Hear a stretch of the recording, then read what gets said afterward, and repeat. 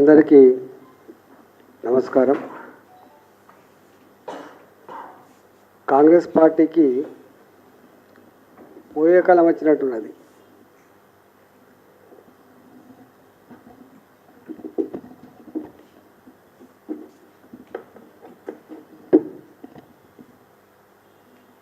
ప్రజాస్వామ్య చరిత్రలో ఎప్పుడు ఒక పార్టీ పథకం ప్రకారం ఇంకొక పార్టీ ఆఫీస్ మీద దాడి చేసే సందర్భం లేదు. నిరసన చెప్పిన సందర్భం ఉండొచ్చు, దిష్టి బొమ్మలు తగలబెట్టిన సందర్భం ఉండొచ్చు, కానీ పథకం ప్రకారం దాడి చేసే సందర్భం లేదు. నేను ఒకటే అడుగుతున్నా, రేవంత్ రెడ్డి గారి ప్రభుత్వం గింత బలహీనంగా ఉందా అంటున్నా నేను. మీరు స్వయంగా హోంమంత్రిగా ఉన్నారు, ముఖ్యమంత్రిగా ఉన్నారు, ఇక్కడ అనుభవం ఉన్నటువంటి సివి ఆనంద్ గారు కూడా ఉన్నారు. వందల మంది కర్రలతో రాళ్లతో పథకం ప్రకారం రెండు వైపుల నుంచి మళ్ళీ అటు ఇటు పారిపోకుండా ఉండేటువంటి దుర్మార్గమైన ఆలోచనతో మీరు దాడి చేసిందంటే అంటే మా భారతీయ జనతా పార్టీ కార్యకర్తల రక్తాన్ని కళ్ళ చూసే నీచాన్ని ఒడిగట్టడం కాదా అని చెప్పి అడుగుతున్నాను నేను. రేవంత్ రెడ్డి గారు, నీవు అనుకుంటున్నావు నీ చేతిలో ఇవాళ అధికారం ఉందని. నీది గింతంత బుద్ధమంత జాగాలు ఉండవు, నువ్వు గుర్తుపెట్టుకో. మేము ఒకవేళ తలుచుకుంటే ఇట్లాంటి పని కనుక పథకం వేస్తే నీ ఎవడు మిగిలడుగా, గుర్తుపెట్టుకో. స్వతంత్ర సంగ్రామం నుంచి మొదలుపెట్టి ఈనాటి వరకు దడవకుండా దేశ రక్షణలో ప్రాణాలు అర్పించినటువంటి వారసత్వాన్ని నిలయం భారతీయ జనతా పార్టీ అనే విషయం మీరు మర్చిపోతున్నారు. ఇంతకుముందు మామూలు చెప్పినట్టుగా కిరాయిలతోటి చేయాల్సిన అక్కర్లేదు. మేము నిజంగా చేయదలుచుకుంటే తుక్కు అయిపోతారు, మీరు గుర్తుపెట్టుకోండి. నేను ఒకవేళ నీ ఇంటెలిజెన్స్ వ్యవస్థ విఫలమైందా లేదా నీవే పథకం ప్రకారం పని చేయించినవా, దీని మీద ప్రజలకు జవాబు చెప్పాల్సిన అక్కర ఉందని, అప్పటి వరకు నిన్ను వదిలిపెట్టే ప్రసక్తి లేదని చెప్పి దీన్ని హెచ్చరిస్తా ఉన్నాను. రెండవది, గతంలో అనేక 10 సంవత్సరాల కాలం పాటు మాటల పరమైనటువంటి సిద్ధాంతపరమైనటువంటి పనులపరమైనటువంటి చర్చ జరుగుతూ ఉంటుంది, విమర్శలు జరుగుతూ ఉంటాయి.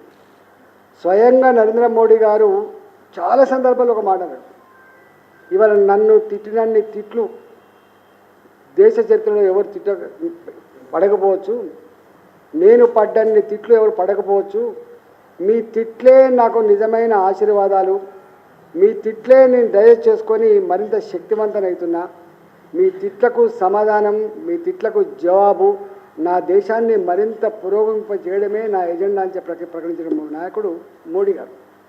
మ్యాచ్యూరిటీ లెవెల్స్ అంటే గట్టుంటాయి, పరిపక్వ నాయక నాయకుడు అంటే గట్టుంటాడు. కానీ ఇలా మాటల పరమైంది చేతగాకపోతే ఇట్లాంటి చిల్లర పని చేసేటోడు చిల్లర నాయకుడు అవుతారు తప్ప పెద్ద నాయకుడు కాడనే విషయం మీరు గుర్తుపెట్టుకోండి. అంటే మీకు ఆ దమ్ము లేదు, సత్తా లేదు, చెప్పుకునేటువంటి స్తోమత లేదు కాబట్టి పనిచేస్తుంది. అసలు కథ ఏంటంటే, తెలంగాణ రాష్ట్రంలో ప్రతి గడపల గిరినామా ముఖ్యమంత్రి అని చెప్పి ఇలా భావిస్తున్న సందర్భం.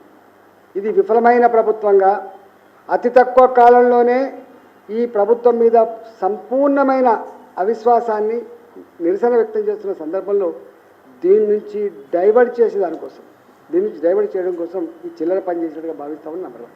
నెంబర్ 2 ఏంటంటే, అసలు ఢిల్లీలో ఉన్నటువంటి అధిష్టానానికి కూడా వీళ్ళ చేసే చర్యలు, వీళ్ళ చేస్తారని కూడా ఏవగింపుగా ఉన్నాయి కాబట్టి చాలా వార్తల్లో వస్తున్నాయి.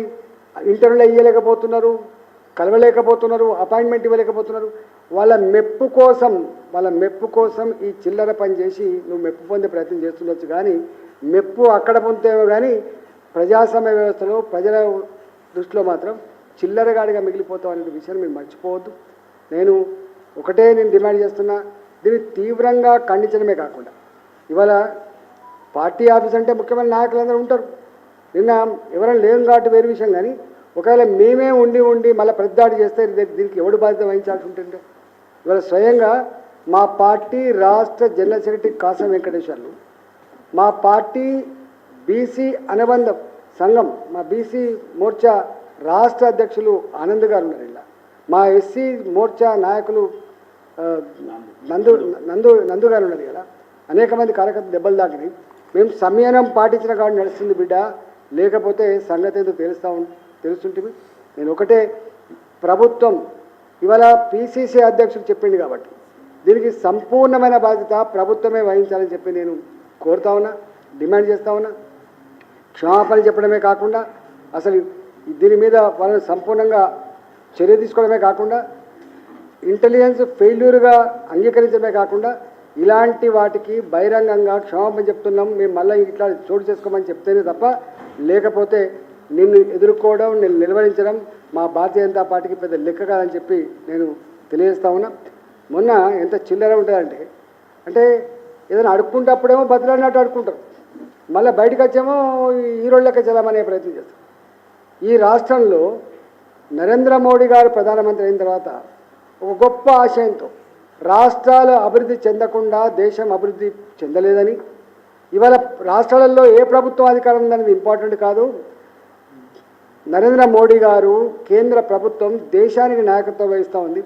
అది అరుణాచల్ ప్రదేశ్ కావచ్చు, అది గుజరాత్ కావచ్చు, అది జమ్మూ అండ్ కాశ్మీర్ కావచ్చు, అది తెలంగాణ కావచ్చు అనేటువంటి భావనలో ప్రభుత్వాలు ఏమున్నప్పటికీ కూడా సమగ్రమైన అభివృద్ధి ఎజెండాగా వారు ఇక్కడ ఆనాడు బీఆర్ఎస్ పార్టీ ఉన్నా, ఇవాళ కాంగ్రెస్ పార్టీ ఉన్నా కూడా రైల్వే టెర్మినల్ల కోసం చెర్లపల్లి రైల్వే టెర్మినల్ 415 కోట్లు, ఇవాళ 700 పైచిలుకు కోట్లు సికింద్రాబాద్, 450 పై కోట్లు కాచిగూడ, 350 కోట్ల రూపాయల పైచిలుకు నాంపల్లి, అంటే 2000 కోట్ల రూపాయలతో ఇవన్నీ భూమి పూజలు చేసుకొని చెర్లపల్లి కంప్లీట్ అయింది.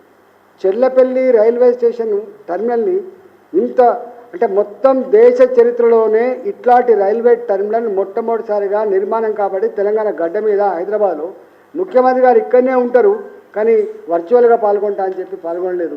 కానీ నాకు అనిపిస్తుంది ఆ ముఖ్యమంత్రి గారు ఓల్డ్ సిటీలో మాత్రం బాదుపుర చిన్న ఒక ఫ్లైఓవర్ని ఇనాగ్రేట్ చేయడానికి ఓవైసీ బ్రదర్స్ని ఒక పక్కకు అన్నను ఒక పక్కకు తమ్ముని కూర్చోబెట్టుకొని వెకిలి మాటలు మాట్లాడతారు. ఏమని, మాకు దమ్మునొల్లం, మేము పట్టి లాక్కొచ్చి పైసలు ఇప్పిస్తా, మోడీ గారిని లాక్కొస్తావు, మోడీ గారిని పట్టుకొచ్చి పైసలు ఇప్పిస్తావు అంటే కూట్ల రాయి తీయలేనోడు ఏట్ల రాయి తీసినట్టుగా మోడీ గారు ఎక్కడ, మీరెక్కడ, భారతీయ జనతా పార్టీ ఎక్కడ, నీ పార్టీ ఎక్కడ, వారి అనుభవం ఎక్కడ, నీ అనుభవం ఎక్కడ మాట్లాడేటప్పుడు ఇట్లనే అంతకుముందు కూడా బీఆర్ఎస్ పార్టీకి ఇట్లే మాట్లాడింది.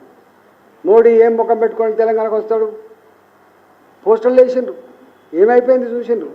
ఇవాళ నీవు కూడా గదే పని చేస్తున్నావు, ఢిల్లీకి పోతావు, అపాయింట్మెంట్ అడుగుతావు, ఆ మంత్రి దగ్గరికి పోతావు, ఈ మంత్రి దగ్గరికి పోతావు, ఇది కావాలంటావు, అది కావాలంటావు, ఇక్కడికి వచ్చేమో ప్రగల్భాలు పలుకుతూ ఉంటావు, ఉత్తర కుమారి ప్రగల్భాలు పలుకుతున్నావు.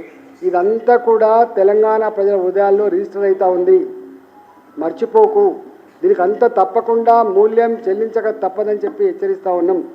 ఇవాళ నేను ఒకటే ప్రజాస్వామికవాదులని తెలంగాణ ప్రజానికాన్ని విజ్ఞప్తి చేస్తూ ఉన్నా, ఇలాంటి చిల్లర మల్లర పనిచేసి ఇంకా నేను ప్రజాస్వామ్యానికి ప్రతీక అని చెప్పి ఈ రాజ్యాంగాన్ని పట్టుకొని తిరిగేటువంటి కాంగ్రెస్ పార్టీ నాయకుల యొక్క వెకిలి చేష్టల్ని అర్థం చేసుకోమని, ఇట్లాంటి వాడికి తప్పకుండా గుణపాఠం చెప్పాలని చెప్పి నేను ప్రజాస్వామికవాదులకి అదేవిధంగా తెలంగాణ ప్రజానికి విజ్ఞప్తి చేస్తా ఉన్నాం.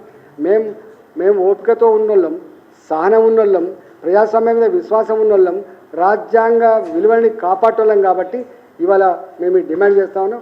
ఒకవేళ మీరు ఇదే ఎజెండా అనుకుంటే దానికి ఎప్పుడైనా ఎక్కడైనా సిద్ధంగా ఉంటామనే విషయాన్ని మీరు అర్థం చేసుకోవాలని చెప్పి హెచ్చరిస్తూ బేషరతుగా రేవంత్ రెడ్డి గారు క్షమాపణ చెప్పవలసిందే.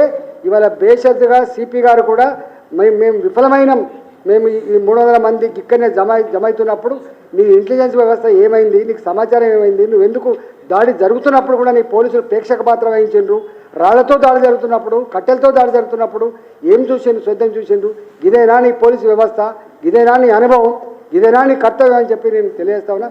ఇది మంచిది కాదు, శాశ్వతం కాదు. అధికారులు శాశ్వతం 30-35 సర్వీసులో ఉంటోళ్ళు ఇంత మంచి